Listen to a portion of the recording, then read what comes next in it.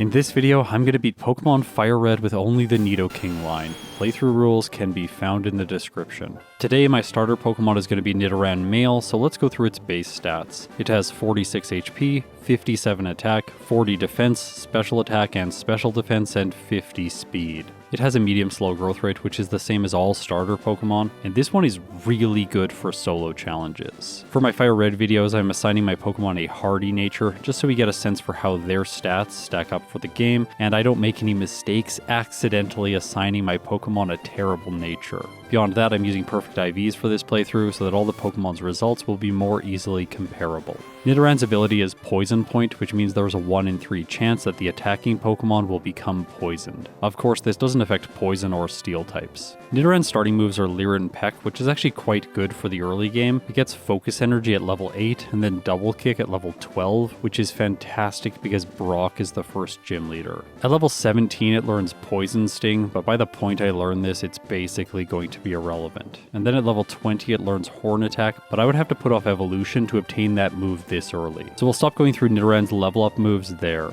I'm also not going to go through the TM and HM moves right now, since most of those come later in the playthrough once Nidoran will have evolved, so we'll cover those post-evolution. In Viridian Forest, of course, there are a lot of bug-type Pokemon, and that's why starting with Peck is so fantastic.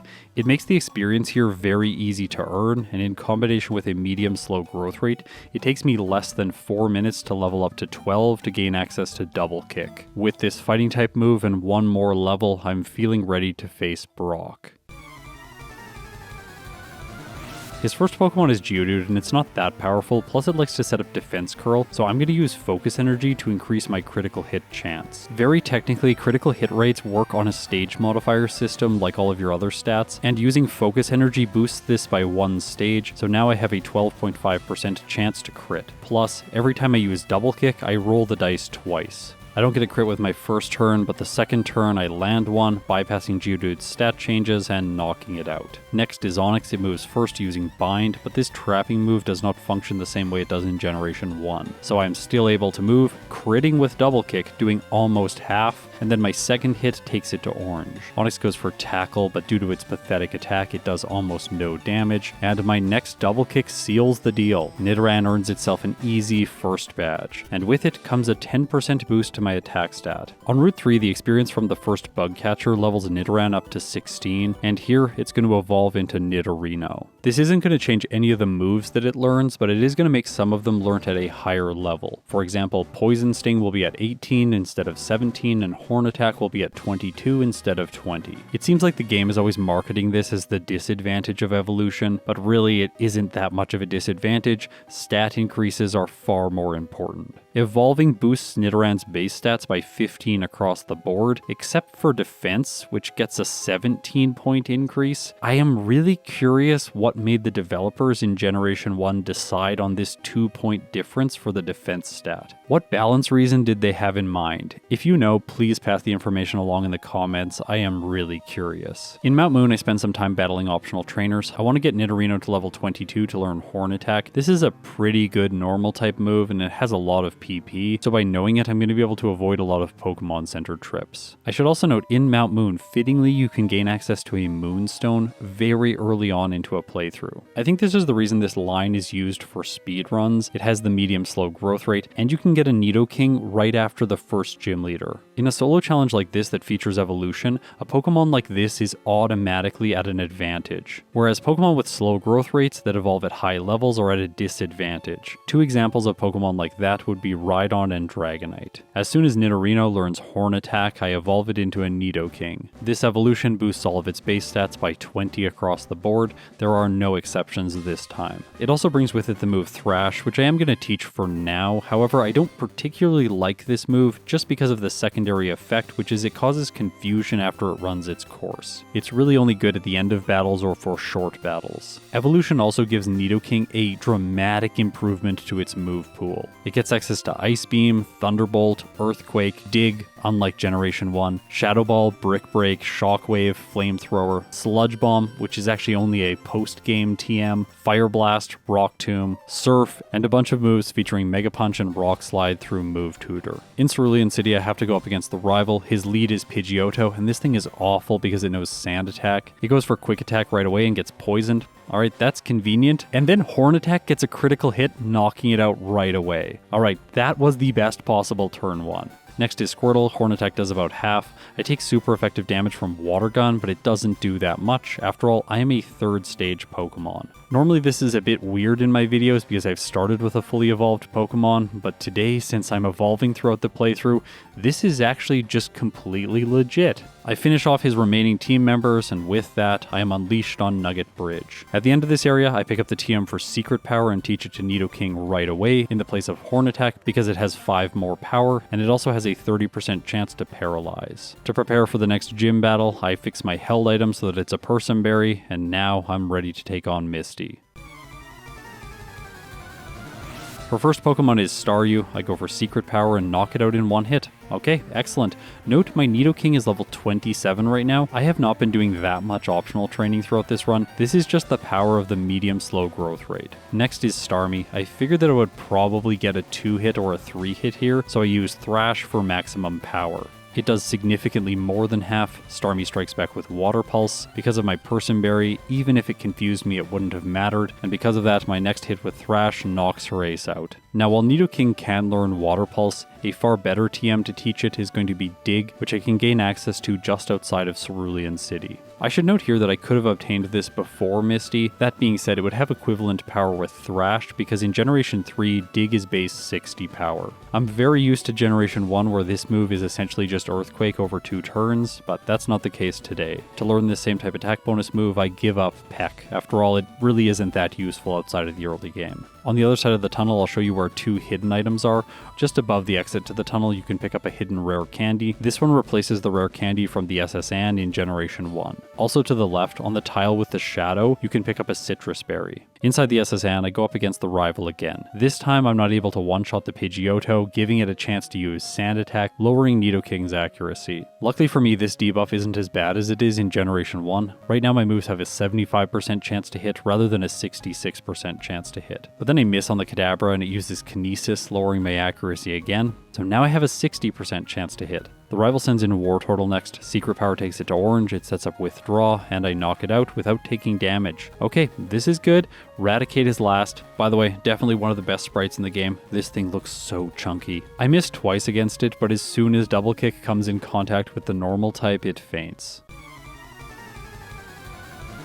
Alright, so it's time for Surge. This one is of course going to be very easy. I can use Secret Power to knock out the Voltorb and the Pikachu in one hit. By the way, I'm making a small mistake here. I should have the Cherry Berry. You might think that it's not relevant, and that's what I was thinking, just because Nidoking is a ground type, so Thunder Wave won't work, but Static will. That being said, I don't trigger it on the Pikachu, so I move on to the Raichu without a status condition, and then Thrash knocks it out in a single turn. Inside of Rock Tunnel, I want to mention the differences between playing solo challenges in Generation 1 and in Generation 3, specifically in the remakes. In Generation 1, throughout this section of the game, there are so many problematic NPCs. The Rapping Lass, the Slowbone Pokemaniac, the other Pokemaniac, the Status Condition Junior Trainer, the Self-Destructing Hiker, the Finishing Junior Trainer at the very end of the cave, and then potentially the Gambler on the other side of Lavender Town if you are weak to fire moves. I just can't say the same thing about FireRed. So often people let me know that these games are much harder than Generation 1, but I honestly don't agree with that. In some ways they are harder, but in other ways they are much easier, and this section of the game is one of the ways that they are much easier. The trainers in this area of the game just pale in comparison with their Generation 1 counterparts. Also, just before the Self-Destructing Hiker in Rock Tunnel, there is a move tutor who teaches your Pokemon Rock Slide. So for Nidoking, I think this move can be useful for coverage. I'll teach it in the place of Secret Power. In Generation 3, fighting Giovanni is mandatory, so let's do that now. Against Onix, I thought that Dig would one-hit, but it just barely doesn't, and I finish it with Double Kick. Next is Rhyhorn. I go for Dig, and this one goes down to a single hit. All that remains is Kangaskhan, but I have a fighting type move, so I do more than half with my first turn. Then Giovanni's ace misses a Mega Punch and I finish it off for free. Just south of Lavender Town, I pick up the TM for return. Note that it has 82 effective power right now, so I'm not going to teach it for a little bit. The rival in Pokemon Tower is next. His team is not really that good, but the Execute puts Nidoking to sleep and chips away at me with confusion, getting one critical hit. As a result, I have less than half health remaining for the rest of the battle. Kadabra's next, I outspeed and Dig one-hits it. Then the rival sends in War Turtle. It sets up Withdraw, but this isn't enough to survive 2 hits from Dig, so I knock it out for free. All that's left is Growlithe. This thing has Intimidate, which is really annoying for a physical attacker like Nidoking, but still, I'm able to do enough damage. At the top of the tower, I have to take on the Ghost Marowak. By the way, I really like the sprite for the Ghost. I wish they could make that an actual Ghost Pokemon. It is so awesome, I would definitely use it. Dig does less than half, and the Marowak does more to me with Bone Meringue. Okay, if I don't one-hit, it is going to knock Nidoking out. This is not a good place to have my first reset because I didn't save before this fight. The thing is, wild Pokemon don't have AI, so they just randomly choose their move, and Marowak goes for Focus Energy on the next turn, giving me the knockout. I pass through Cycling Road into the Safari Zone, where I grab the HM for Surf, and then I teach Return in the place of Thrash. This move should give me the power I need to face Erika now. Our first Pokemon is Victory Bell, and I actually think that this fight is less challenging than it is in Generation 1, because the Victory Bell does not have guaranteed crits, plus its move pool is much worse. Acid and Giga Drain are its only damage dealing moves, and it doesn't have Sleep Powder. I finish it off with 2 hits, next she sends in Tangela, and by this point I am dramatically over leveled. My level is actually the reverse digits of its level. I don't know, I kind of like that numerology, it's satisfying. Tangela just goes for Ingrain, and I knock it out for free. All that's left is Vileplume.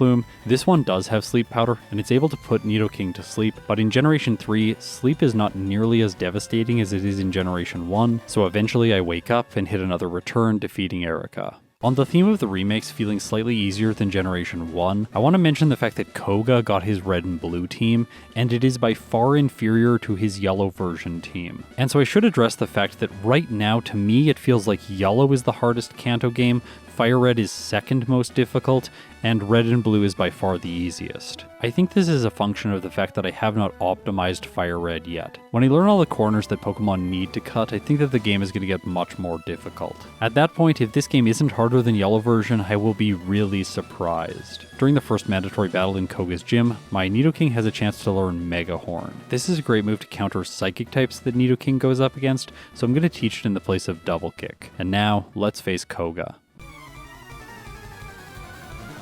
An annoying factor in this fight is Levitate. 3 of his 4 Pokemon have it, so Dig isn't that good against him, even in the case of the Muck because it knows Minimize and Acid Armor. That being said, Toxic doesn't affect Nidoking, and I have a double resistance to Poison-type moves. Things might be slow, but eventually I finish off his Wheezing and earn myself the 5th badge. There are 2 choices as to where to journey next, either Silph or to Cinnabar Island. I think I objectively make the wrong choice by going to Silph. After all, Nidoking cannot learn Bulk Up, which would be the only reason to come here first, and it is super effective against Blaine's Pokemon, but instead I decide to face the rival, and this is really not advisable. He leads with a Pidgeot, which of course survives Rock Slide and uses Feather Dance, sharply lowering my attack stat. Now, things would have been really bad if the AI decided to send in Growlithe second just to get the Intimidate off, but luckily he sends in Execute. I try for 4 times damage with Mega Horn, but I just miss and then it paralyzes Nidoking. Luckily, I anticipated this, I have the Cherry Berry, so I cure the status condition and knock it out. Alakazam is easy to one-shot with Mega Horn. This thing really isn't a threat in this fight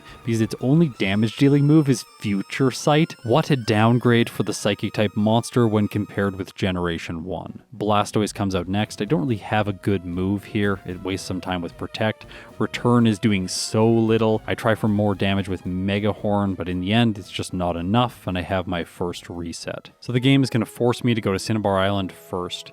By the way, I'm really used to playing yellow version where you can just surf there right away because you have Squirtle, but in this case I have to go back to Fuchsia City to get the Good Rod and then fish for a Pokemon, and with this HM user now I can make it to the mansion. In the basement, I'm going to pick up the TM for Blizzard, which could be useful, but it's not as good as it is in Generation 1 just because it has 70% accuracy. I would far prefer to be using Ice Beam with Nidoking if possible. Also, I'll just note that there is a hidden elixir over here. I think grabbing this makes a lot of sense. In Blaine's gym, I fight all the trainers for levels, and then I'm ready to take on the gym leader himself. This one should not be too difficult, even though his Growlithe and Arcanine both have Intimidate. Despite the attack drop, I'm still able to one-hit both of his first two Pokemon. On the other hand, the Rapidash survives and hits with Fire Blast. Luckily, it doesn't burn, and I'm able to knock it out with a Return, followed by a Dig. His ace, Arcanine, is last. It once again intimidates Nidoking, but then my Dig just gets a critical hit, so that is it for Blaine.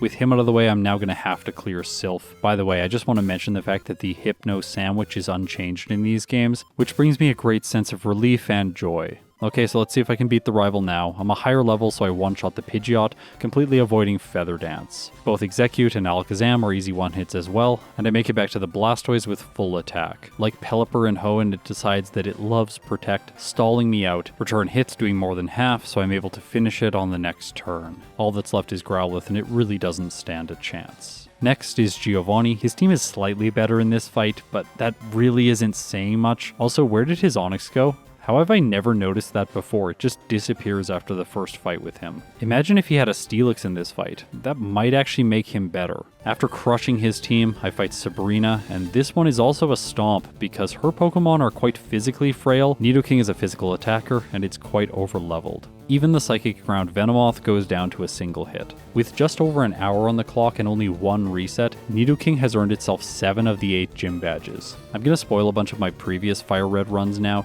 so if you don't want spoilers, please mute the audio until you see me facing Giovanni. My most recent run with Primeape, I was able to finish the game in an hour and 55 minutes.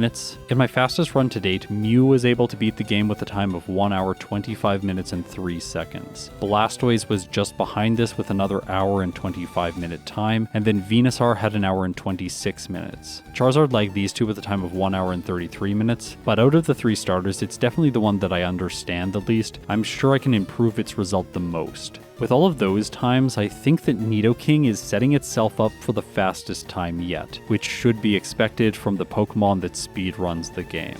Although before I get ahead of myself, we have to face Cool Trainer Warren in Giovanni's gym. By the way, Warren is a great name for a ground-type specialist. Why isn't this guy the gym leader? His team actually feels more challenging than Giovanni's team in most cases. For Nidoking, that isn't the case. I defeat him without issue and move on to the real gym leader. Giovanni's first Pokemon is Rhyhorn. I go for Dig against it. It does no Earthquake, so this probably wasn't the best move. Luckily, it just goes for Scary Face, and I crit it, knocking it out in a single turn. Next, he sends in Dugtrio. I use Return, finishing it in a single hit, and then I use Dig against the Nidoqueen, and it hits with Earthquake, taking me down to yellow health. By the way, I think I've been saying orange health throughout the rest of this video. In FireRed, it definitely looks like the color yellow. Because I took so much damage, his following Nidoking is able to knock out mine. I tried the fight again, thinking that I can just avoid using Dig, but this really doesn't work out because I don't have good damage against the Rhyhorn. The end result is also worse because Nidoqueen deals the final blow. It should be quite obvious to you that I'm going about this wrong, so I'm going to backtrack to Celadon City, sell a bunch of items, and then purchase coins. In this case, I'm going to need 4,000, and with them, I can purchase the TM for Ice Beam. Just so you know, this is the only location it can be obtained in the game. Because Megahorn is inaccurate, I'm going to give it up now. With a special move that is super effective against all of Giovanni's Pokemon, I sweep through them all in a series of one-hits and make it to his ace, Rhyhorn, which I still find hilarious. Yeah, this thing is absolutely awful, and Ice Beam one-shots it. The prize for winning this battle is the TM for Earthquake.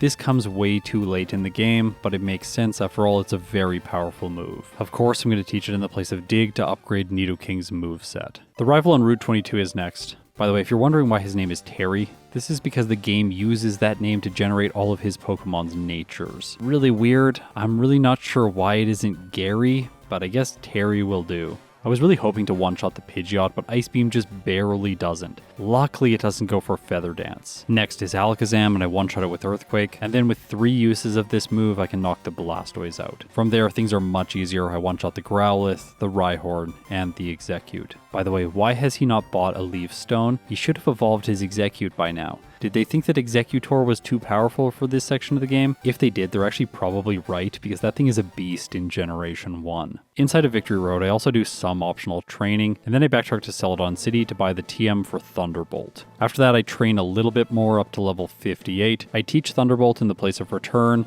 and now I think I'm ready to take on the Elite Four. Lorelei is the first member, and you may notice here that I've used 10 rare candies so that my Nidoking is level 68. Even at this level though, Rock Slide does not one-shot the Dugong. After it sets up Safeguard, she uses a full restore, and then I try Thunderbolt to see if it will deal more damage. It does about the same amount, maybe a little bit less, and then I move again, knocking it out. Cloyster goes down to a single Thunderbolt. Slowbro, on the other hand, does not, allowing it to use Surf once, taking me to about half health. I polish it off, move on to the Jinx, which is an easy one-shot with Earthquake, and now I have made it to Lorelei's Lapras. By the way, this sprite never ceases to amaze me. Every time I see it, it just looks so silly. You know, when I was a kid, Lapras used to look like this? I don't get it. Why'd they make it look like this in FireRed? It looks like it's ready to get like dentures or something like that. I don't know. Anyways, my Rock Slide does more than half. It flinches her ace, and as a result, I knock it out for free. Okay, next is Bruno, the replacement for the Hiker from Generation 1. Yeah, he's going to be easy. I'm going to one-shot both of the Onix, and then I'm going to one-shot the Hitmonlee, and two-shot the Machamp after taking pathetic damage from Rock Tomb. Yes, it used Rock Tomb against me. After that, I have to take on his most intimidating Pokemon. It's Hitmonchan. This thing is completely trash before Generation 4, so I just one-shot it, and with that, I'm facing Agatha. This is one fight that's much harder in FireRed than it is in Generation 1. The Ghosts have Levitate, so you can't use ground moves to counter them. Because of that, I have to rely on Rock Slide to knock them out. The Haunter ends up going for Curse, I miss, and then I take status damage, so that's a reset. Once again, I get cursed in the next battle, causing another reset, but in the third battle, it doesn't curse me, and I move on to her final Gengar. Because this one is a higher level than the first one, and Rock Slide was doing just more than half to hit, I figured that this was going to be a 3-hit, so using Rock Slide doesn't make a lot of sense in case it misses. Plus, if I use Ice Beam, I have a chance to freeze, and that's what happens in this case. So with that, I defeat Agatha's last Ghost, and I sweep past her Golbat, as well as her Arbok. Okay, it's time for Lance, and this one is going to be extremely easy for Nidoking because it has all the coverage it needs. Thunderbolt one-shots the Gyarados, next he sends an Aerodactyl. It survives and lowers my speed with Scary Face. That's actually really annoying. I am now slower than the remaining Pokemon on his team. He uses a full restore, saving it, but this doesn't allow it to do much damage with a Wing Attack, and I knock it out. Alright, please don't let the speed mess me up too much. He follows Aerodactyl with Dragonite. In this case, it goes for Safeguard, so Ice Beam one-shots it, and now he only has 2 Dragonairs left. The first one uses Dragon Rage and I one-shot it, and the second one goes for Outrage, doing very little damage, and I finish it off. So despite the Scary Face, Nidoking has made it to the champion.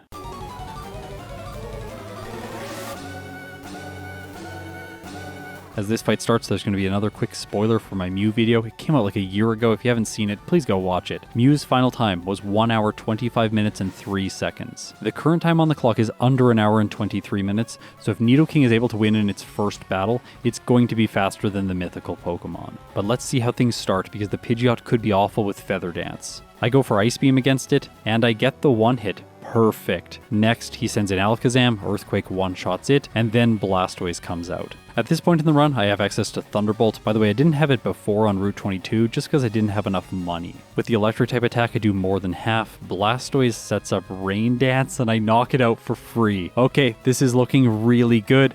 Rhydon is next. I go for Ice Beam, knocking it out in a single hit. Executor comes out. I continue with Ice Beam, taking it to a sliver, and then it uses Sleep Powder. Alright, that would be really scary if the Executor knew Psychic, but it doesn't. It only has Giga Drain and Egg Bomb. Giga Drain is dealing decent damage. Nidoking wakes up, I take the Executor back to red health, and then finish it off. Alright, I have half health remaining for the final Arcanine, and it does intimidate Nidoking, so Earthquake is going to deal less damage. It's not enough for the one hit. Arcanine uses Flamethrower, Nidoking survives, the champion uses a full restore, that gives me 2 more Earthquakes, and with that, Nidoking has done it.